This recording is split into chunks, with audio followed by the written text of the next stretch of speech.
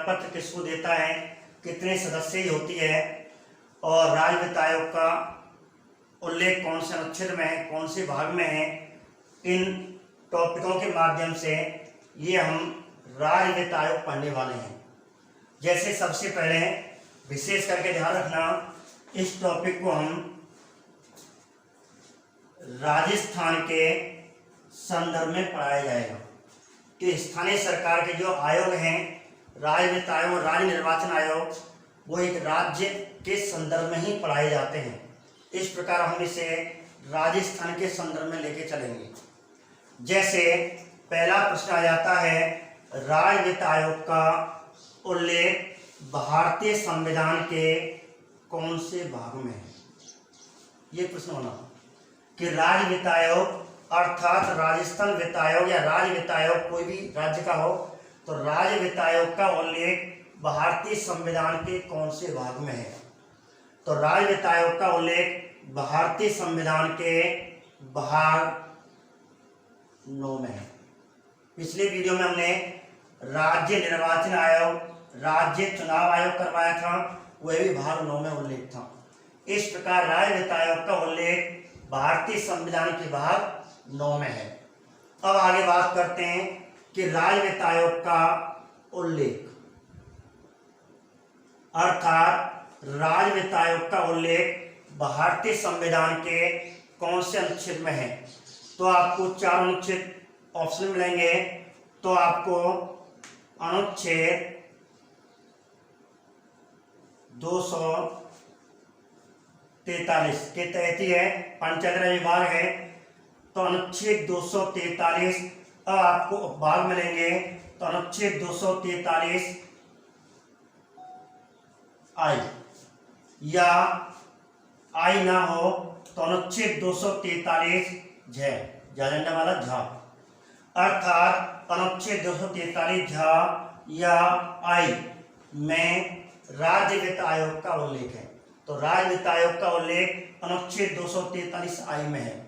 या फिर थोड़ा सा कठिनाई स्तर का क्वेश्चन आपको दे दिया जाए या सीधा लिख रहे हैं, प्राय इसी को सर्वाधिक पूछा जाता है कि राज्य वित्त आयोग का उल्लेख कौन से अनुच्छेद में है। यदि उसने यहां यदि पंचायती राज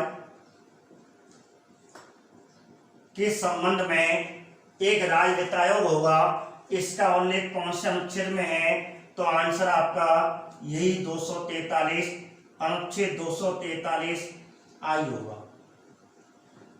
ये तो बिल्कुल है। तो 2 क्वेश्चन है, या दे या ना दे, पंचायत राज लिख दे या ना लिखे, तो भी आंसर 243 आई होगा। यदि उसने लिख दिया शहरी निकायों के लिए, शहरी निकायों के लिए एक राज्य वित्त आयोग का गठन किया जाएगा, अब आपको सावधानी बरतनी है। तो ऐसी स्थिति में यह अनुच्छेद नहीं आएगा। अब आपको शहरी निकाय का आर्टिकल 243 बाई या फिर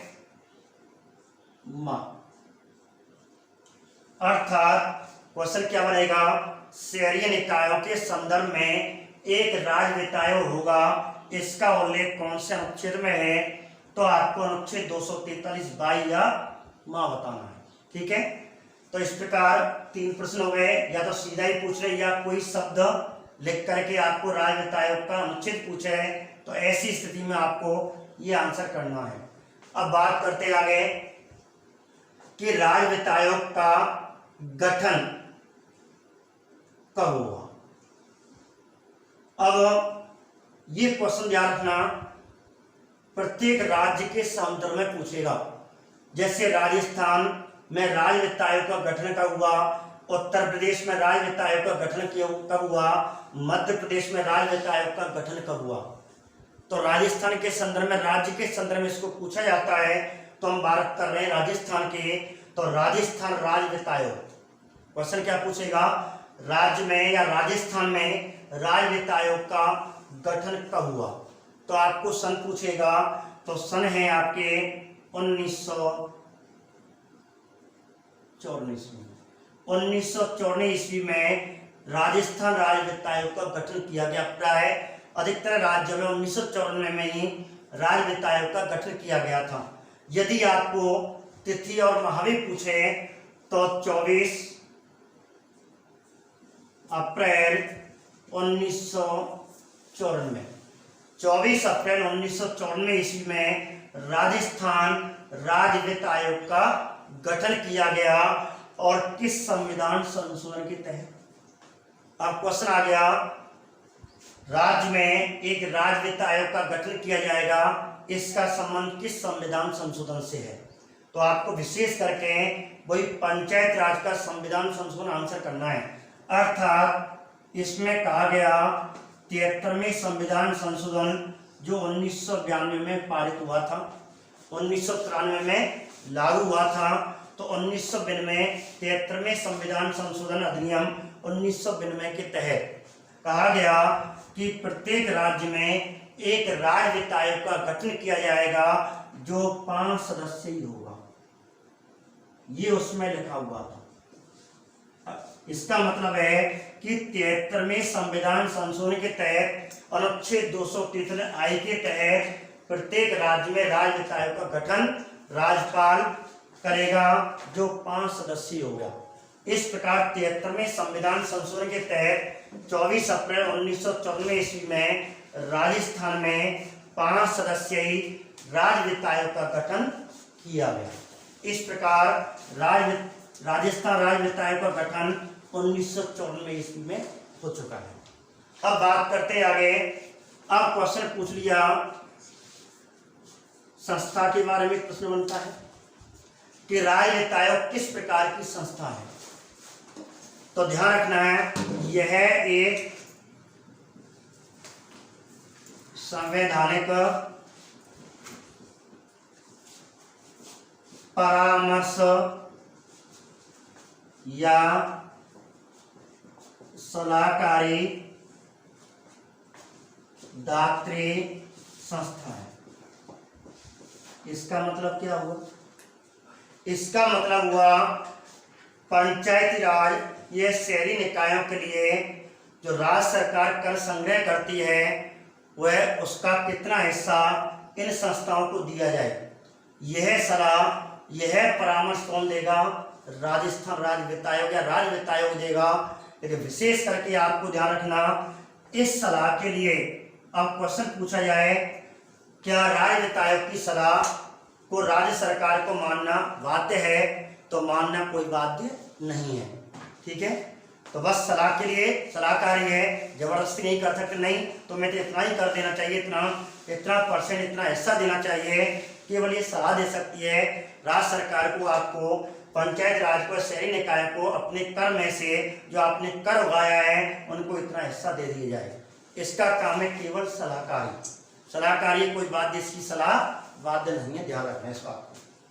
ठीक है, आगे बात करते हैं। तो संस्था कैसी हो गई? यह एक संवैधानिक हो गई, वैधानिक नहीं संवैधानिक हो गई, परामर्श संस्था हो गई, सलाहकारी हो गई। एक और आपको थोड़ा एक और विशेषता बता देते हैं आपको, यह एक अर्ध न्यायिक निकाय है। बहुत अच्छा प्रश्न है। निम्न में से किस आयोग को या किस संस्था को अर्ध न्यायिक निकाय कहा जाता है? तो अर्ध न्यायिक निकाय राजस्थान या राज्य वित्त आयोग या राष्ट्र वित्त आयोग ये अर्ध न्यायिक निकाय है। इसका मतलब है इनकी जो सलाह है जब तक नहीं मानी जाएगी जब तक कोई बाध्यकारी कोई कारण ना हो, इसलिए इसे अर्ध न्यायिक निकाय कहते हैं। तो अर्ध न्यायिक निकाय है, ध्यान रखना, एक अर्ध न्यायिक प्रक्रिया भी है। किसे? अर्ध न्यायिक प्रक्रिया। यहाँ निकाय ना होकर के प्रक्रिया शब्द लिख दे कि निम्न में से किसे एक अर्ध न्यायिक प्रक्रिया कहा जाता है।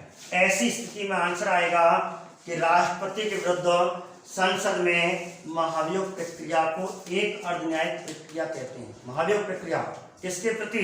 राष्ट्रपति के प्रति। कहाँ पे? संसद में। राष्ट्रपति के विरुद्ध संसद की न्याय जो महाभियोग प्रक्रिया होती है उसे अर्धन्यायिक प्रक्रिया कहते हैं। लेकिन यदि आ जाए एक अर्धन्यायिक निकाय किस संस्था को, किस आयोग को कहते हैं, तो आपको ध्यान रखना वित्त आयोग को कहेंगे। राष्ट्रीय स्तर पूछे तो राष्ट्रीय वित्त आयोग आएगा, राज्य स्तर पूछे राज्य वित्त आयोग आएगा। इसलिए एक अर्धन्यायिक प्रक्रिया आपकी संसद की महाभियोग प्रक्रिया राष्ट्रपति के विरुद्ध है, लेकिन निकाय पूछे तो आपको कौन सा आयोग करना है, राज्य वित्त आयोग या राष्ट्र वित्त आयोग करना है। आगे बात करते हैं एक और विशेषता कि यह बहुसदस्यीय या एक सदस्यीय है। भाई आपको क्वेश्चन बना सकता है कि राज्य वित्त आयोग के संबंध इनमें से कौन सा कथन असत्य है, तो इनमें से कोई 4 लाइन बना देगा, 3 लाइन ये बना दे। एक संवैधानिक परामर्शदात्री प्रक्रिया संस्था है, सही है। एक अर्धन्यायिक निकाय है, सही है। और एक बहुसदस्यीय है या एक सदस्यीय है। तो बताइए क्या है, एक सदस्य बहुसदस्य? बहुसदस्य। तो यह एक बहुसदस्यीय निकाय या संस्था है। इससे पहले मैंने राज्य निर्वाचन आयोग कराया था, तो बताइए राज्य निर्वाचन आयोग एक सदस्य था या बहुसदस्य था? एक सदस्य, ठीक है। तो राज्य निर्वाचन आयोग एक सदस्य होता है और राज्य वित्त आयोग बहुसदस्यीय होता है। आजकल एग्जाम में ऐसे क्वेश्चन पूछता है एग्जामिनर, केवल छोटा सा शब्द फेर कर देता है, बच्चे ध्यान से नहीं देखते, स्टूडेंट ध्यान से नहीं पढ़ पाते हैं। और यहाँ एक सदस्य बहुसदस्य पे ध्यान रखना है। यह एक बहुसदस्य है, वो केवल एक था, उसमें एक कैसी संस्था है, बहुसदस्य, जबकि वो आपके पूर्णतः एक सदस्य होता है निर्वाचन में, जबकि वित्त आयोग में बहुसदस्य अर्थात 5 सदस्य होते हैं, इसलिए से बहुसदस्यीय निकाय या संस्था कहा जाता है, ठीक है। तो इस प्रकार इस संस्था की 3 विशेषताएं आपको यहाँ हुई। अब आगे बात करते हैं, जैसे आज से क्वेश्चन वैसे मैंने आपको यहाँ बता दी, जैसे आगे भी लिखा देते हैं। आगे क्वेश्चन आ गया, राज्य वित्त आयोग की संरचना कैसी होती है? एक सदस्यीय, 2 सदस्यीय, 3 सदस्यीय, 5 सदस्यीय, ऐसे ऑप्शन में देगा तो आंसर क्या आएगा? 5 सदस्यीय, अर्थात कुल सदस्य। अब क्वेश्चन आपको ये पूछा, या राज्य वित्त आयोग की संरचना कैसी होती है, तो आपको कितने स्तरीय होती है, कितने सदस्यीय होती है, तो ये कितने सदस्यीय है? तो इस प्रकार ये 5 सदस्यीय होती है।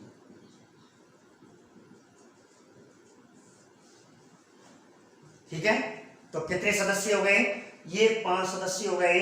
अब 5 सदस्य में ध्यान रखना, एक अध्यक्ष होगा और 4 अन्य सदस्य होंगे। कभी कभी ये भी पूछ लिया जाता है अध्यक्ष के अलावा राज्य वित्त आयोग में कुल कितने सदस्य होते हैं, तो आपको 4 करना, अलावा, रहित या सहित। सहित का मतलब ये जोड़ना है, जब रहित पूछे तो ये घटाना है। अध्यक्ष सहित 5, अध्यक्ष रहित 4। विशेष करके अब आपको थोड़ा सा मैं बता दूं कि ये 5 सदस्य होंगे, वो कौन होंगे, अध्यक्ष कौन होगा, थोड़ी सामान्य जानकारी मैं आपको यहाँ बता देता हूँ। जैसे इतना तो नहीं पूछता गहराई, लेकिन सामान्यतः आपको जानकारी होनी चाहिए। जो सदस्य होता है एक आईएएस स्तर का सचिव होता है, आईएएस स्तर का एक प्रशासनिक अधिकारी होता है, और विशेष करके सार्वजनिक मामलों का सलाहकार होना चाहिए। सार्वजनिक का मतलब वही हमारे विशेषज्ञ होते हैं, प्रशासनिक अधिकारी होते हैं, सब क्षेत्र के अनुभवी होते हैं। तो इस प्रकार एक सार्वजनिक मामलों का विशेषज्ञ अध्यक्ष को बनाया जाता है। जो 4 होते हैं वो कहां से लिए जाते हैं? प्राय वो 4 क्षेत्रों के विशेषज्ञ लिए जाते हैं। ये तो हो गया अध्यक्ष, तो हो गया आपका सार्वजनिक मामलों का विशेषज्ञ, ठीक है।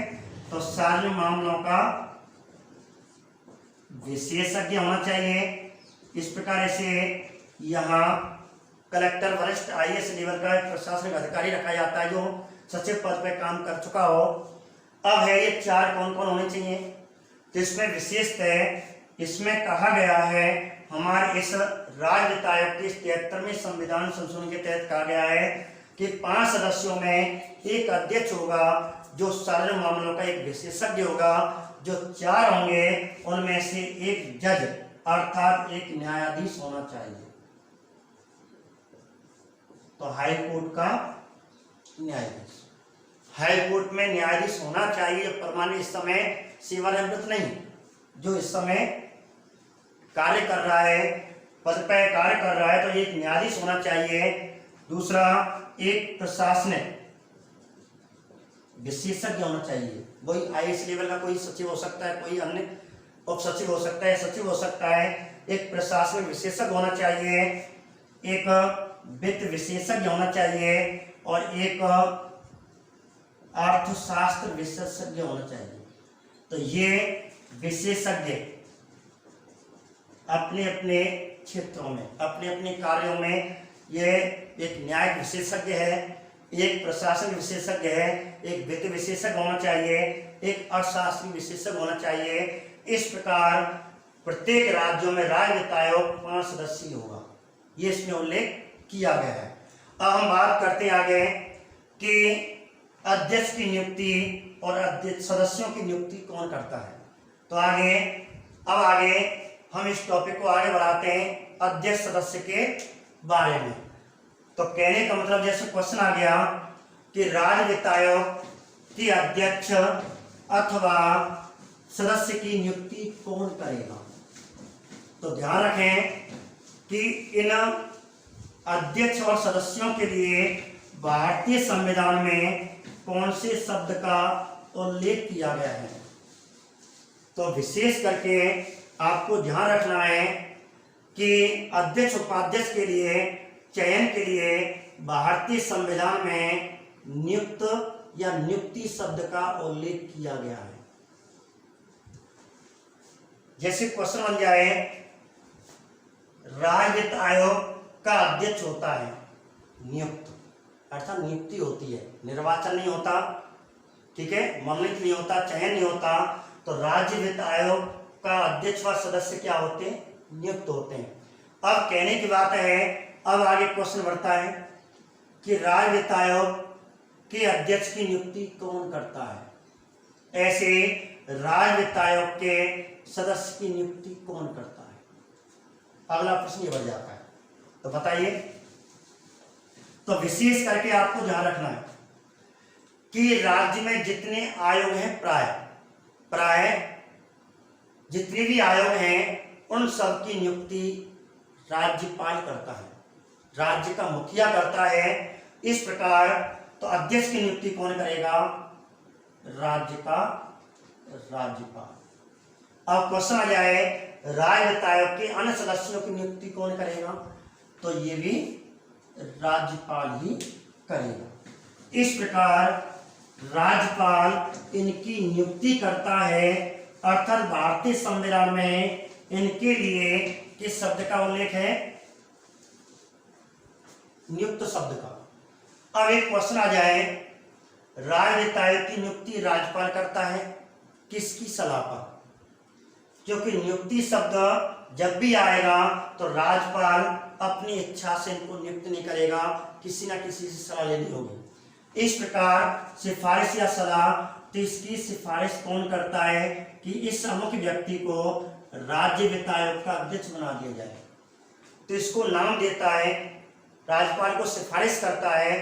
तो किसकी सिफारिश पर, तो विशेष करके आपको ध्यान रखना, या तो ऑप्शन में राज्य सरकार की सिफारिश आएगी।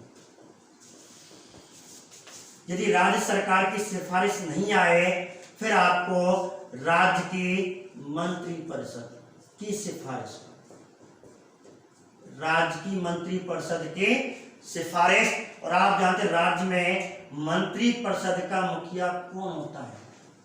राज्य सरकार की मंत्रिपरिषद का मुखिया कौन होता है, मंत्रिपरिषद का मुखिया मुख्यमंत्री होता है। अर्थात मुख्यमंत्री की अध्यक्षता वाली मंत्रिपरिषद की सिफारिश पर राज्यपाल 5 वर्ष के लिए एक राज्य वित्त आयोग का गठन करेगा, जो 5 सदस्य होगा, जिसमें एक अध्यक्ष और 4 सदस्य होंगे। ठीक है, तो नियुक्ति कौन कर रहा है, दोनों की राज्यपाल कर रहा है। अब हम बात करें आगे नियुक्ति के बाद जैसे इनकी नियुक्ति हो जाती है, अब इनकी आएंगी शपथ। शपथ कौन दिलाता है? तो शपथ कौन दिलाएगा?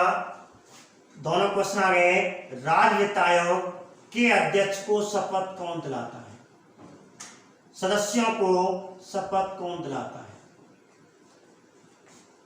राज्यपाल दिलाएगा। इस प्रकार अध्यक्ष हो या सदस्य हो, इन सबको शपथ राज्यपाल दिलाता है।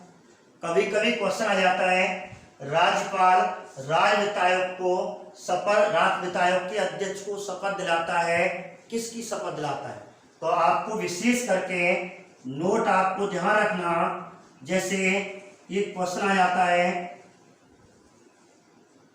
शपथ, पदाधिकारियों की शपथ का उल्लेख भारतीय संविधान की कौन सी अनुसूची में है? अब अनुसूची आपको पूछेगा, किस अनुसूची में भारतीय संविधान के पदाधिकारियों की शपथ का उल्लेख है? पहली अनुसूची, तीसरी अनुसूची, पांचवी अनुसूची, सातवीं अनुसूची, ऐसे करके आपको अनुसूची देगा। तो आप ध्यान रखें कौन सी अनुसूची में, 1, 2, मैंने पहले आपको ठीक लिख दिए, शपथ, अर्थात 3 शब्द हैं, 1, 2, 3। तो अनुसूची 3 में, अनुसूची 3 में शपथ का उल्लेख है। और अनुसूची 3 में शपथ कितने प्रकार की हैं? और ये 2 प्रकार की शपथ। कितने प्रकार की? 2 प्रकार की शपथ होती है। एक तो पद की शपथ और दूसरी गोपनीयता की शपथ। अर्थात राज्यपाल राज्य वित्त आयोग के अध्यक्ष व सदस्यों को पद और गोपनीयता की शपथ दिलाता है। ठीक है, इस प्रकार ये हमारा टॉपिक हुआ राज्य वित्त आयोग के संबंध में, शपथ वाला टॉपिक। शपथ में जो क्वेश्चन पूछे जाते हैं। अब आगे बढ़ते हैं थोड़ी कठिनाई स्तर में। नियुक्ति के बाद शपथ और शपथ के बाद अब कितना कार्यकाल कब तक रहेगा? तो नियुक्ति, शपथ और कार्यकाल। अब क्वेश्चन ये पूछा कि राज्य वित्त आयोग के अध्यक्ष व सदस्य का कार्यकाल कितना होता है? अध्यक्ष और सदस्य का कार्यकाल पूछेगा कितना होता है। जैसे आप बताइए, इससे पहले मैंने राज्य निर्वाचन आयोग कराया था।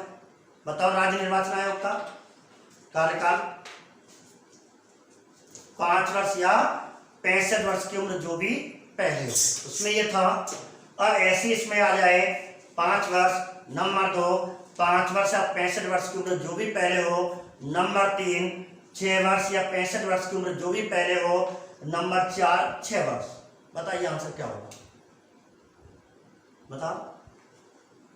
Very good. कितना होगा?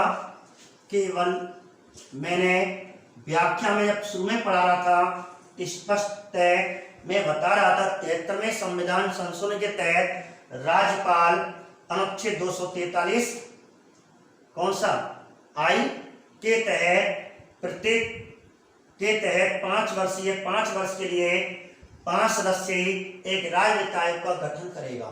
अर्थात इसका कार्यकाल कितना होगा? 5 वर्ष। ठीक है, तो इसका कार्यकाल अध्यक्ष हो या सदस्य हो, सभी का कार्यकाल कितना होगा? 5 वर्ष का। अब इसके बाद अब बात करते हैं वेतन। अब अगला क्वेश्चन हमारा वेतन बढ़ता है कि राज्य वित्त आयोग के अध्यक्ष का वेतन कितना होता है? राज्य वित्त आयोग के सदस्य का वेतन कितना होता है? तो बताइए कितना होगा? मैंने आपको बताया था अध्यक्ष और सदस्य के बारे में।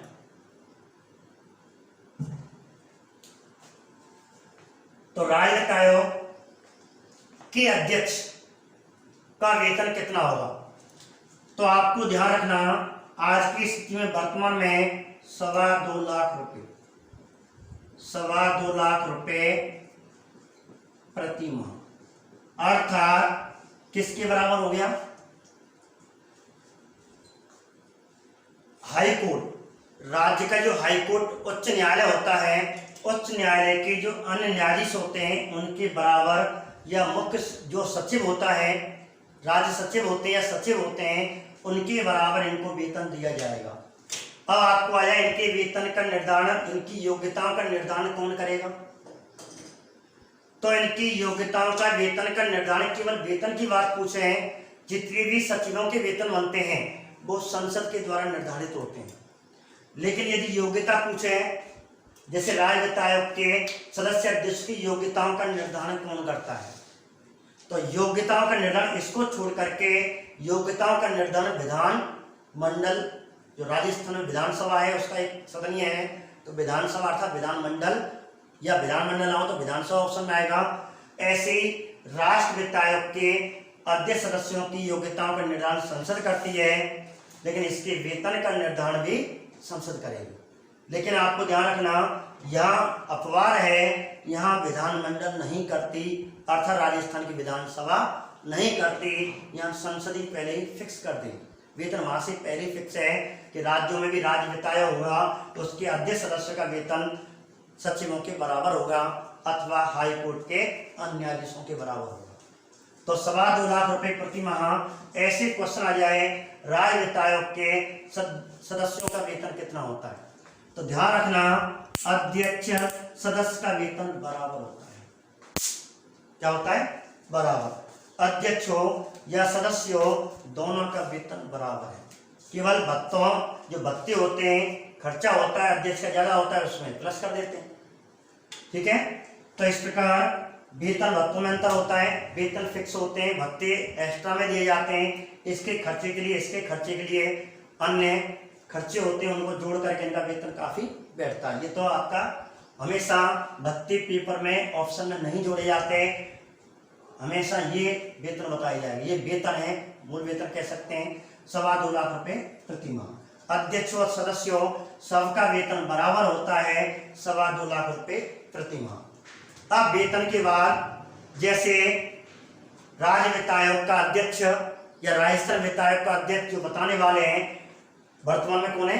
डॉक्टर ज्योति किरण। डॉक्टर ज्योति किरण है, वो अपना त्यागपत्र देना चाहे तो किसको देगा? अर्थात हम आगे की बात करेंगे त्यागपत्र की। अध्यक्ष अपना त्यागपत्र किसे देगा? सदस्य राज्य वित्त आयोग का सदस्य अपना त्यागपत्र किसे देगा? तो राज्य वित्त आयोग का अध्यक्ष किसे त्यागपत्र देगा? सीधी बात है, प्राय है भारतीय संविधान में लिखा हुआ है, जो नियुक्त करता है वही प्राय उसी व्यक्ति को सदस्य अध्यक्ष होते हैं, वो अपना त्यागपत्र देते हैं। इस प्रकार अध्यक्ष और सदस्यों को त्यागपत्र, दोनों किसको त्यागपत्र देंगे? राज्यपाल। दोनों राज्यपाल को त्यागपत्र देते हैं।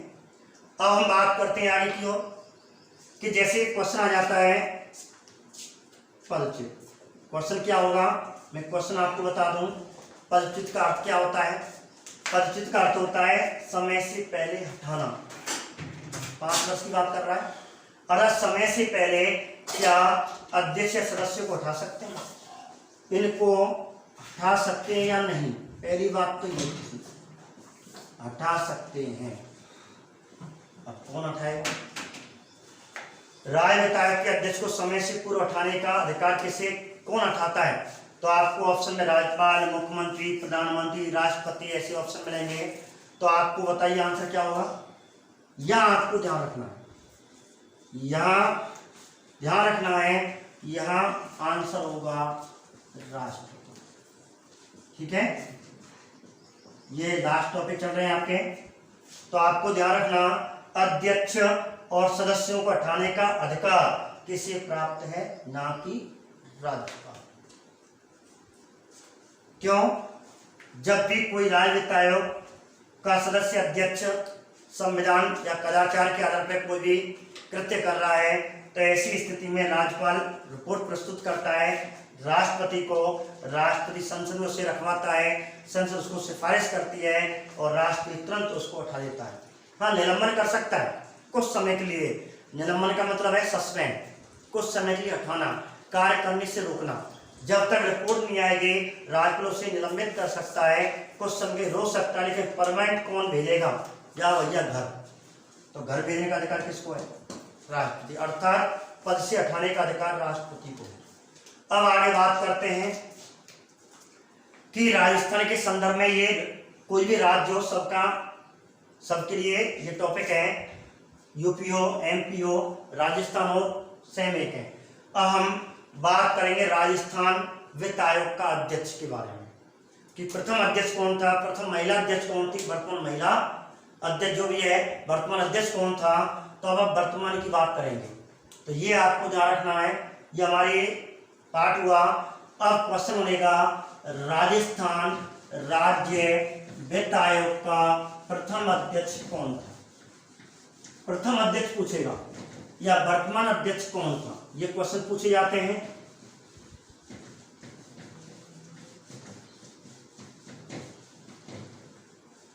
तो बात करते हैं राजस्थान राज्य वित्त आयोग का प्रथम अध्यक्ष कौन था? प्रथम अध्यक्ष की बात हो, ठीक है, या प्रथम महिला अध्यक्ष कौन थी? दूसरी बात, वर्तमान में अध्यक्ष, ये तीन टॉपिक हैं। इस प्रकार आपका ये टॉपिक खत्म हो जाएगा, अर्थात ये तीन क्वेश्चन आपको अपडेट रह गए, विशेष करके ये वाले। तो सामान्य जीके के प्रश्न हैं। तो राजस्थान के संदर्भ में राजस्थान का राज्य वित्त आयोग का प्रथम अध्यक्ष कौन था? कृष्ण कुमार गोयल। कृष्ण कुमार गोयल कौन थे? कृष्ण कुमार गोयल। और इनकी जो सिफारिश चली थी 1995 से 2000। तो राजस्थान का राज्य वित्त आयोग की पहली सिफारिशें कब से कब तक रही? 1995 से 2000 तक। अब क्वेश्चन आ जाए, राजस्थान राज्य वित्त आयोग की प्रथम महिला अध्यक्ष कौन है? डॉक्टर, जो वर्तमान में है, डॉक्टर ज्योति किरण है, ठीक है। अब वर्तमान अध्यक्ष भी ये डॉक्टर ज्योति किरण है। इनकी जो सिफारिश है कब से कब तक रहेंगी? इनकी सिफारिश 2015 से 2020 तक। 2014 में ज्योति किरण की नियुक्ति हुई, 15 मई को उन्होंने अपनी सिफारिश पेश कर दी और इनकी सिफारिश का क्रियान्वयन वर्ष, अर्थात इनकी सिफारिश कब तक क्रियान्वयन रहेंगी? 2015 से 2020 जो वर्तमान में चल रही है। अब कोरोना आपातकाल एक तरह की महामारी चल रही है, तो शायद इसका कार्यकाल थोड़ा बढ़ा सकते हैं, लेकिन 2020 तक ज्योति किरण की कहती जो राज्य वित्त आयोग की सिफारिश है, राज्य सरकार के लिए सिफारिश कर रही है कि भाई आप पंचायत राज को, शहरी निकाय को आप इनका हिस्सा जितना कर आप उठा रहे हैं उनका कर इतना दे दिया जाए। ऐसे करके वर्तमान में अध्यक्ष कौन हो गया? ज्योति किरण हो गए। अब एक क्वेश्चन पूछ सकते हैं, राजस्थान में वर्तमान में कौन सा नंबर का क्रम से कौन सा राज्य वित्त आयोग चल रहा है? तो कौन सा वित्त आयोग चल रहा है? 5वां। तो राजस्थान में 5वां वित्त आयोग चल रहा है, ठीक है। और 5वें वित्त आयोग के अध्यक्ष कौन है? ज्योति किरण है, जो पहली महिला, अर्थात इससे पहले चारों पुरुष आए थे, कोई महिला नहीं थी। इस प्रकार आपका ये टॉपिक खत्म होता है। तो हम चाहते हैं